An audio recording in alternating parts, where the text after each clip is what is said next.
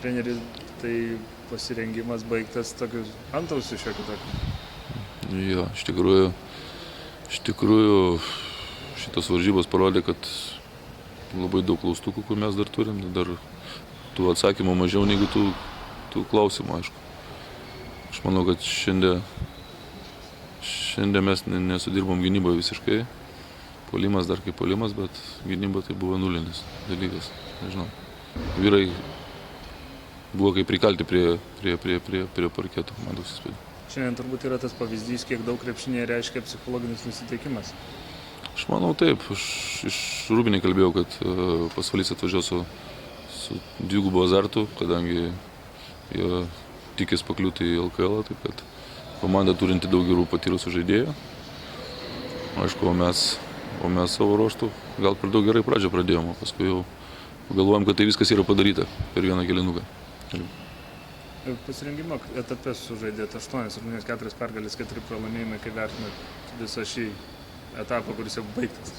Aš manau, mes tolygiai ėjom, nes pradžioje aš džiaugiausi tikrai gynybą ir tuo pasiekoju aš manau, kad išlošėme tas 4 pergalės. Šiandieninės varžybos parodė, kad dar tikrai yra daug labai kur dirbti iš tikrųjų gynyboje ir aš manau, kad mes dar turim čia keletą dienų iki Kėdainių varžybų, mes tikrai stengsimės pataisyti. Kaip vertinat procentais, jeigu reikėtų įvertinti komandos formą dabartinę, kiek jinai galėtų siekti? Aš manau, kokie 60 tikrai, pilnai tikrai nėra. Ar matėt Kėdainių žaidimą, ar jau analizavot bus mūsų varžovus? Ką galite pasakyti apie tą komandą? Mačiau varžybą su Žalgiriu, o ką pasakyti, tai yra mobili, mėgstanti greitą krepšinį, turinti didelį žmogų, kuris galintis įmesti iš toliau, turintis ir patyrusių žaidėjų, taip kad jis tikrai nelengva. Treneriai Ignas šiandien nusprendėt neregistruoti Lietuvos krepšinio lygai. Kodėl priėmėt tokį sprendimą?